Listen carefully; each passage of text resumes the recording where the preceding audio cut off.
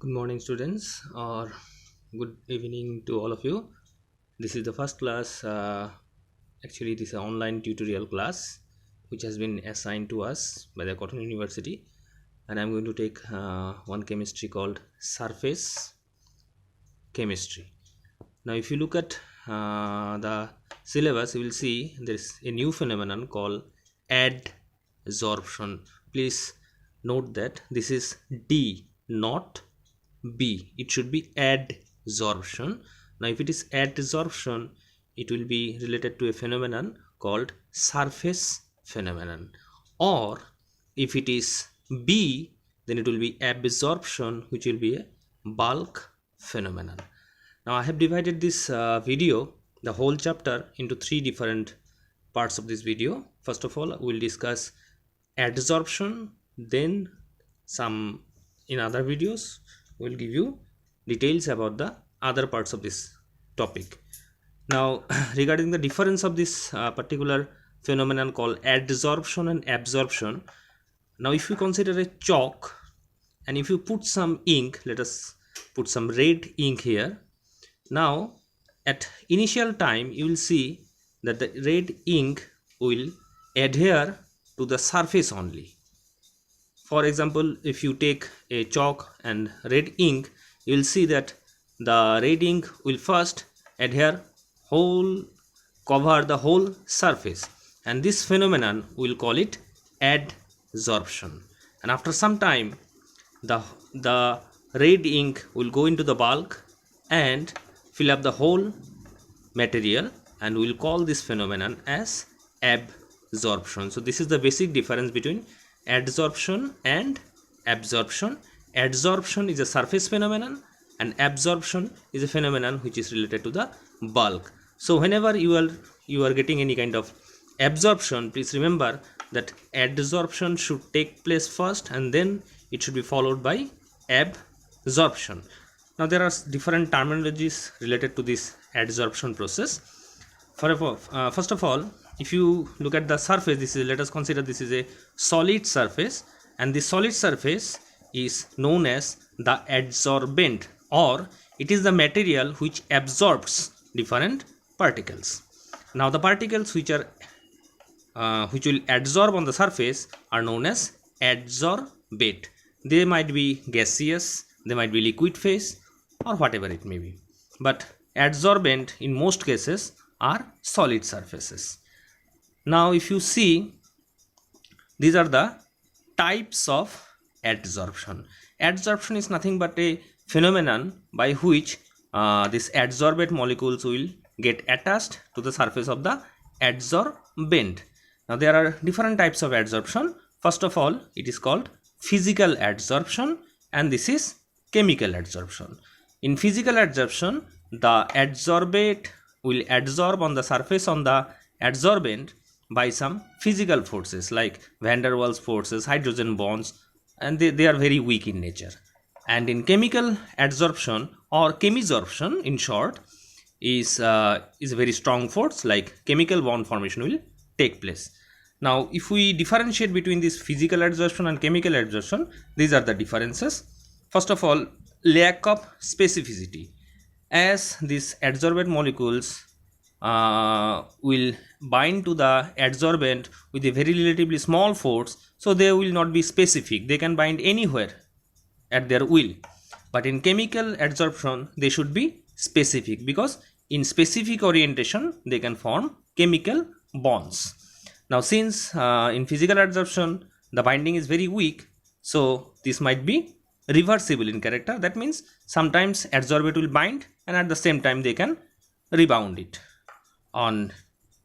If you go for chemical adsorption, these are irreversible, because the bonds that will be formed during chemical adsorption will be strong in nature. Now as I have mentioned that in physical adsorption the bonds are the force of attraction is very weak, so there will be very less enthalpy involved. It will be around 20 to 40 kilojoule per mole. But in chemical enthalpy or chemical adsorption, the enthalpy involved will be large, 80 to 240 kilojoule per mole. Now let us go to the next part. That means we will now deal with adsorption isotherm. It is nothing but a plot between x by m. Now what is x? X is the mass of adsorbate. That means the material that we are going to adsorb on the surface of adsorbent is the mass of adsorbate, and m is the mass of the adsorbent versus pressure at constant temperature. So we'll call them adsorption isotherm. Now in your syllabus there is only one adsorption isotherm, so we'll discuss about this. This is called Freundlich adsorption isotherm. It's completely empirical relationship.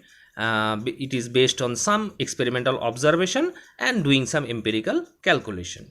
The relationship is given as x by m, where x is the mass of gas adsorbed on m is the mass of the adsorbent, is equal to some constant k into p to the power 1 by n, where the value of n is greater than 1.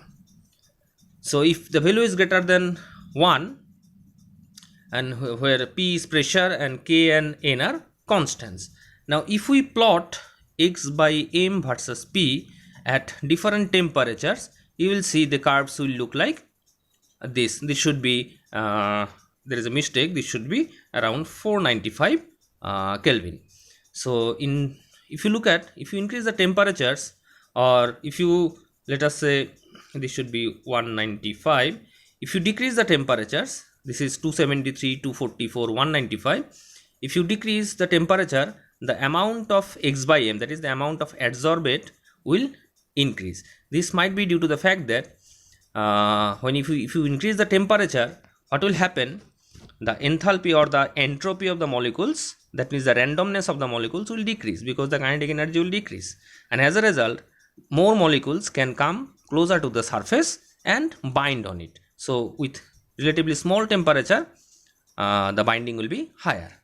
Now if we simplify this relation in terms of logarithm, if you take the logarithm from both sides, you will see log x by m equal to log k into 1 by n log p. Now this might be your y equal to mx plus c. So y equal to mx plus c will give you an equation of a straight line. So if we plot y, that is log k by m, against log c or log p, that means y by x, you will get a straight line like this, where the slope is given by 1 by m and the intercept is given by log k. So from this curve you can determine the value of 1 by n as well as the value of log k. That means both these constants can be determined by plotting this Freundlich isotherm in terms of a straight line. Okay.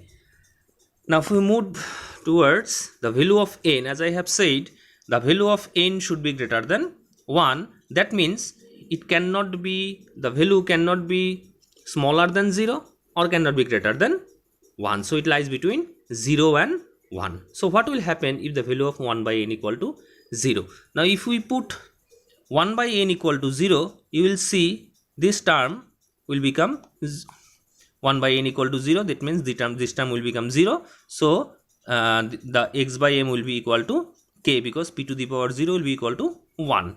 So we will get x by m is equal to a constant. That means when 1 by n equal to 0, adsorption is independent of pressure. Now when at the other extreme, when 1 by n equal to 1, you will get this, when this value is equal to 1, you will get x by m equal to k into p. So you will get a value of k into p. That means when k is a constant, and we know that this x by m will then be directly proportional to p, pressure.